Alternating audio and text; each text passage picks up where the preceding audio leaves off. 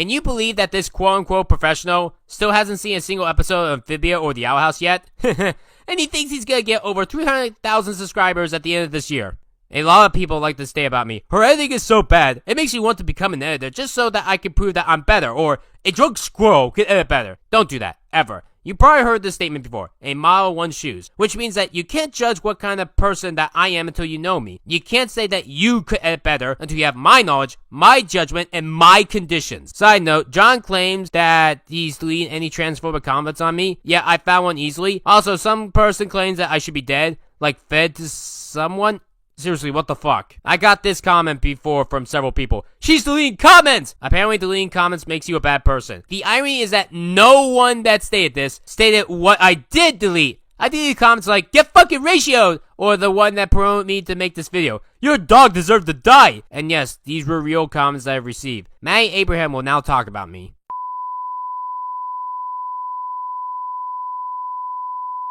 Alright, I guess I'm doing this. Hey, I'm Maddie. You know, the art guy. Working with Rebecca has had many ups and downs, especially as of late with all the controversies and drama going on. Now don't get me wrong, I like working with Rebecca, especially with all the friends I've made along the way that I've come to view as family. But I've always felt a bit underutilized. Now, I'm not going to complain, but sometimes when I am being utilized, I'm given such a short amount of time to work on projects, causing thumbnails for videos to be finished after a video already goes up. For example, I was only given 5 to 10 minutes to work on the top 10 worst Christmas animations thumbnail, which the YouTuber The Infromentator made a comment on in his video, and I defended myself there, and will defend myself again here. Well, it seemed like I only had a few minutes to work on it, because I was very busy that day, which you could tell if you look at the following timestamps. Look guys, something I take very seriously is my art and how people view it. And if you think something of mine is lazy, then you should probably stop and think, maybe it's just his clients asking for this. Because people have stated that I have the skills of an amazing artist. In fact, Rebecca has asked me to make drawn art on multiple occasions. However, she doesn't pay me right away, but I'm well aware of her financial situations, and when she does pay me, she pays me a good amount. But she doesn't pay me for Photoshop jobs, but let's be real, anyone can do that job. Am I calling myself Rebecca's best artist? No, because art is subjective, and it takes a lot of passion to create something truly amazing. But now for what you really want me to talk about. Has Rebecca abused me in any way? Thankfully, no, but that's not to say she hasn't done some things that haven't gotten under my skin.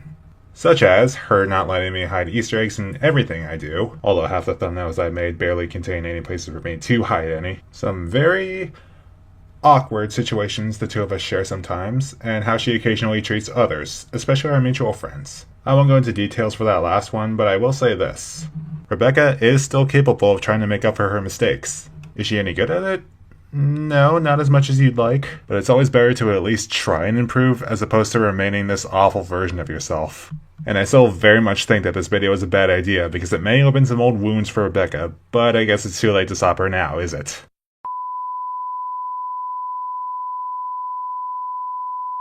Does it really matter if John has errors in his reviews? I guess it does since he claims to be a professional. I am sounding tired because I am tired of it all. I am so done with fucking everything in life. He made errors even after I left. Zazu can't really sing in this version of the movie either. I mean, I definitely prefer Rowan Atkinson over John Oliver, but this was certainly not his most shining moment. That's Jeff Bennett doing the voice here. You're flat out wrong, John. Usually an editor would put text up to correct someone if they make a mistake. Sometimes John would say something is a problem when it really isn't. Does it matter if John has been wrong for years about Seth MacFarlane? If I had to say something to Seth MacFarlane himself, I have to say this. Please stop. Stop trying to be funny. You are not funny. You're not a comedian. I know that you want to entertain people and make them laugh, and that is definitely admirable. I've also heard that you do suffer from depression, so maybe you think that trying to be funny is all that you have, but you are not an untalented guy. You may have signs of doubt, but try something new for once. And I don't mean try something that isn't a cartoon. Please try something that's not a comedy. Write something dramatic for once. Or hell, get out of the writing business altogether and become a singer. Because if there's one thing that you're good at,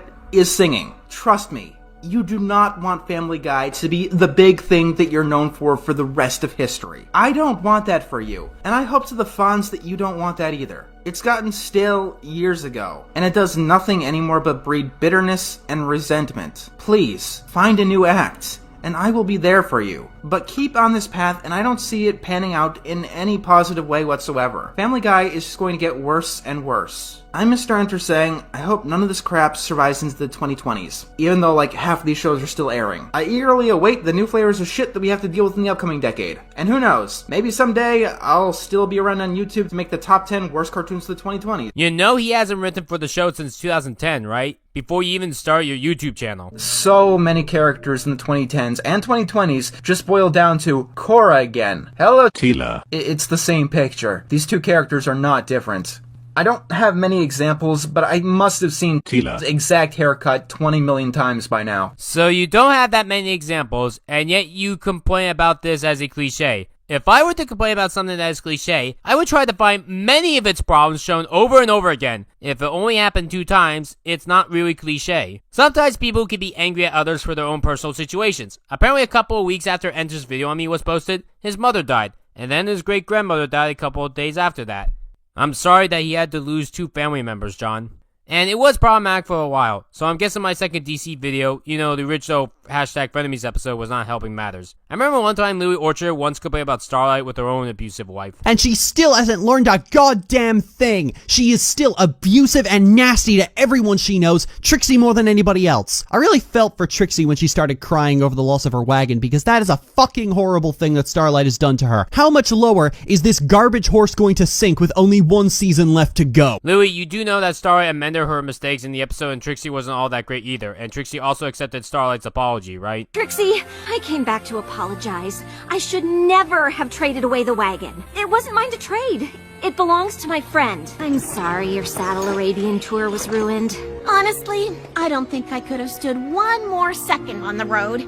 At a certain point, I don't even like traveling with myself. Like, I talked about this years ago. And yes, Road to Friendship is how I feel about John in general. When you get down to it, there are some questions that you probably don't think of asking. But here's one. Why did John never make a video on helping a charity? Or even a person/friend? Louis Orchard at least did that. I'm not saying that John is cheap or an asshole. Hell, I'm probably cheaper than him. I'm cheap. I'm not even gonna try to deny that. I mean, he pays the editors at least $10 an hour or $10 a minute. I only do $4 per minute. That's less than half. But you have to remember that John makes much more money than I do, and mine is more of a volunteer thing and not an actual job.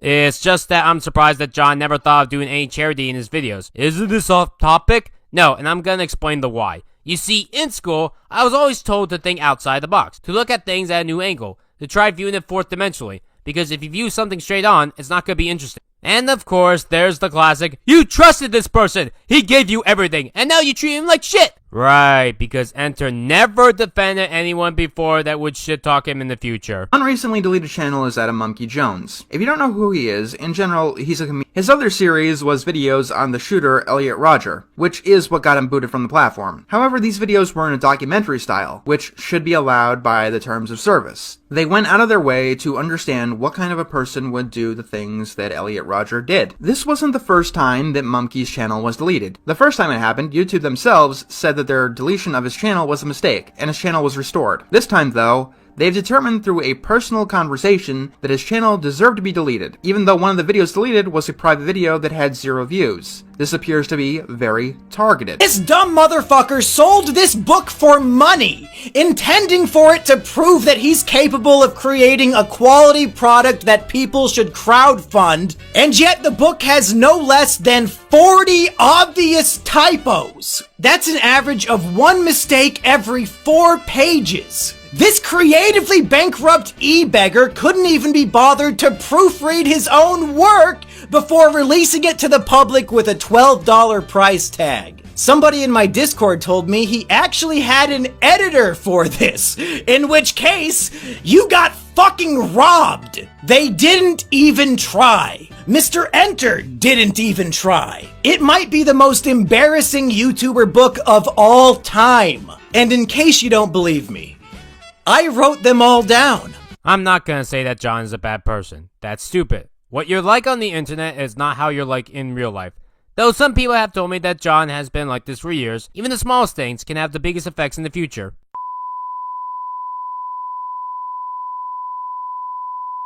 Hey everyone, this is Jatson. I'm Rebecca's best friend. We've known each other since 2016 through DeviantArt, but we didn't meet each other in person until 2017. For 6 years, we've been hanging out almost every single day since we lived close by. We both really love cartoons. And there was even a time when we both enjoyed the mysterious Mr. Enter. I really love his reviews of Survival Super Sitter, the top 20 worst theme songs, Elf Bowling, and the Boom Boom Crew atrocities. I still love that skateboards! His brain is a fucking skateboard bit! John's exaggeration is something that is good. You know, back when he used to be funny. Or at least thought was funny. Like John, I too claim to be a writer. One of my proudest works is Animationators, where all sorts of animated characters from Looney Tunes, SpongeBob SquarePants, South Park, Frozen, Aladdin, and so much more live in the same neighborhood. But for this video, I want to bring up another story, SquarePants Are Magic, a crossover between SpongeBob and My Little Pony. I worked on the premise from about 2013 to 2015, and around that time, I was a watcher of Mr. Enter. He seemed like an expert on what made both shows work, so I thought I would ask him for advice on ins and outs of what I could do.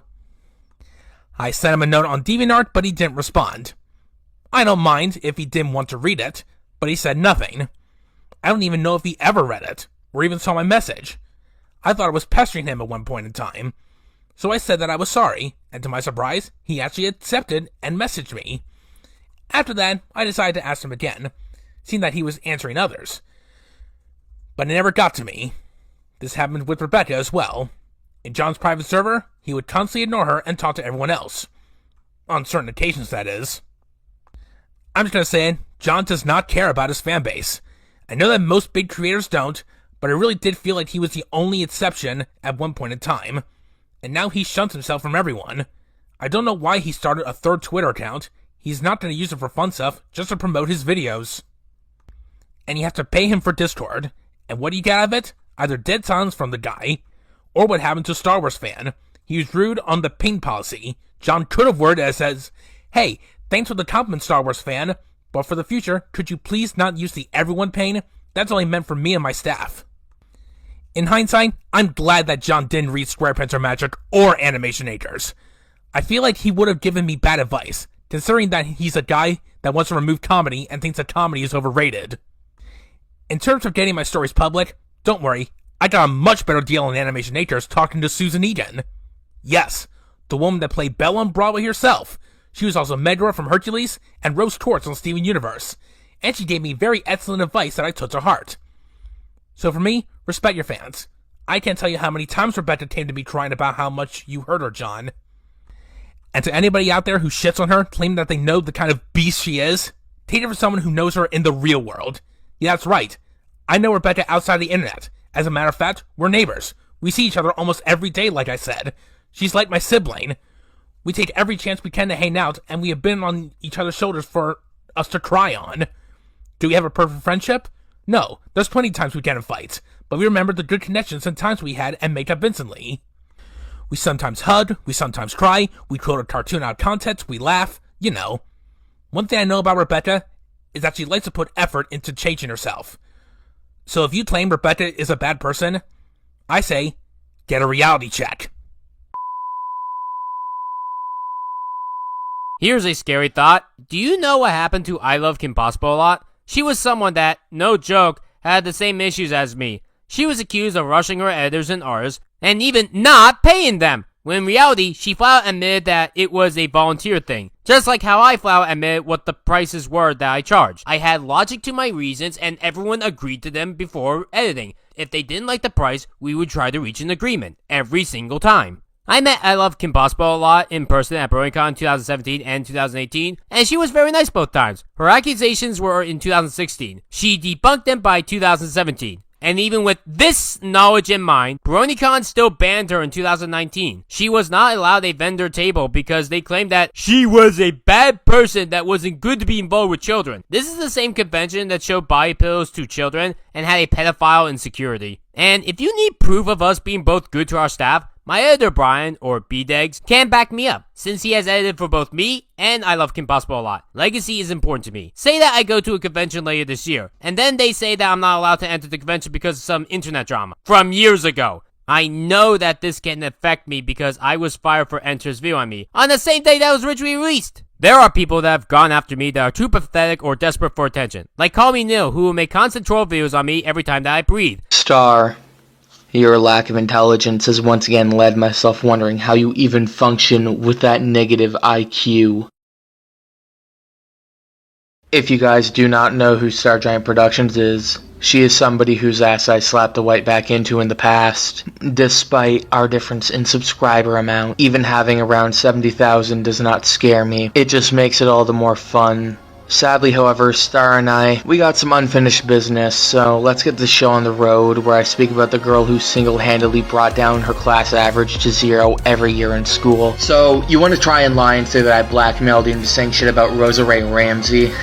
Nah, bitch. That ain't what happened. Added yourself and Rosa to Facebook chats to speak about Ray Rants and Necopon still being admins in your server. I tried to talk to you guys through Twitter and through Discord and made videos to get your attention to protect the minors in your server, but I would not expect for you to actually mean anything that you say, because at the end of the day, you are simply a tiny testicled twat who does not even know how a razor works to shave their own facial hair. Now, I want to focus on some of the screenshots that Rosa showed where you and Dar were trying to say that I'm blackmailing Star Giant Productions with her address. Yes, I have it, but I have not and will never threaten her place of residency. If you watch the video that I linked down in the description below from a few weeks ago, I sent Star their own information to show them that I was being serious about being able to track down Spooky Bones in mere minutes if they were to accept my help, which Star you never did, but Rosa on the other hand, they were more welcoming to my help for a short while, but it appears that it was never meant to be in the end. I now personally give no fucks to help yourself or Rosa if a situation of this sort ever arises again, because when I was shown,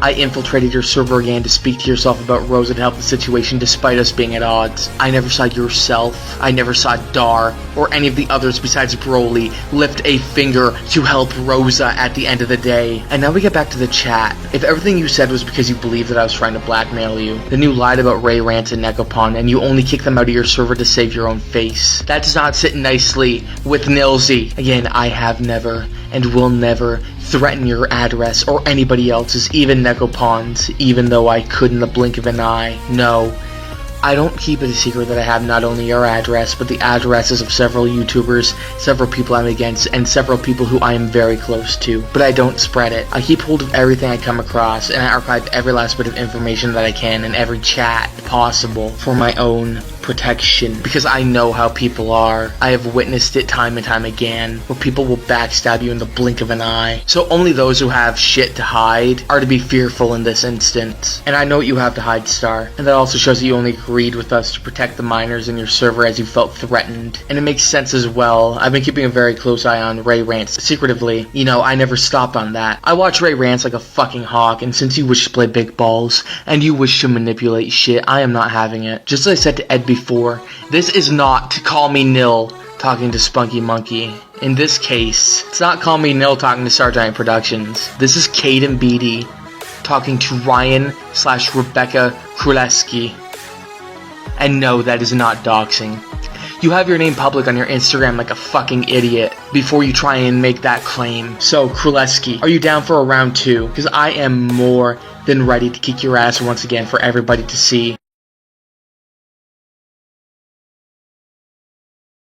You don't get to talk to me, Nil, because you doxed me. End of discussion. I mentioned Mystic Mongrel earlier, one of my 2 cyberstalkers. The first one was, ironically enough, the one that Mr. Enter made a video on. She was why I had a hard time wanting to live with Lena at first in 2020, since they were both from New Hampshire. After John made a video on Alicia, she went after me for 13 months straight. She contacted me mostly on DeviantArt. After John's video on me went up, she went on my Twitter to state, I deserve this. Fuck you. That is the nicest thing that I can say about you. Half my family is dead. We're poor and we all have AIDS. And I was born with glass bones and paper skin. Bite me. I still love that jab or joke that I made. I really do. She still deserves it here in 2023.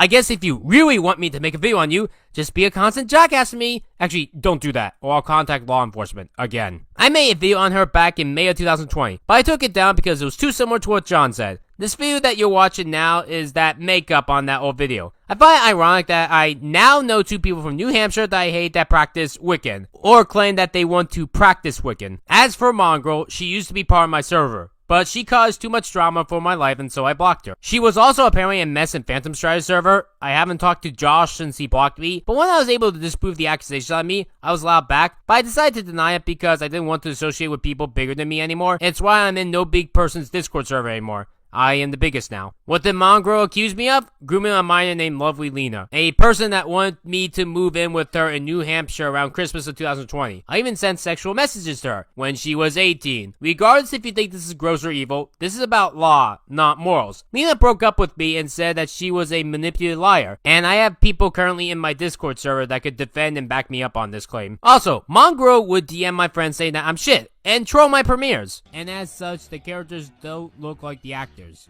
Zazu looks like Rowan Atkinson, and I think that was an intentional decision. Hannah Montana is in this movie. This is what Disney does. They take live action actors from their shitty sitcoms and put them into animation, and it shows how bad they are. I highly doubt this has ever worked out once in their life. I'm a human being, and I come from another world! Wait, Anne from Amphibia was voiced by Brenda Song? That brat in Sweet Life of Zack and Cody?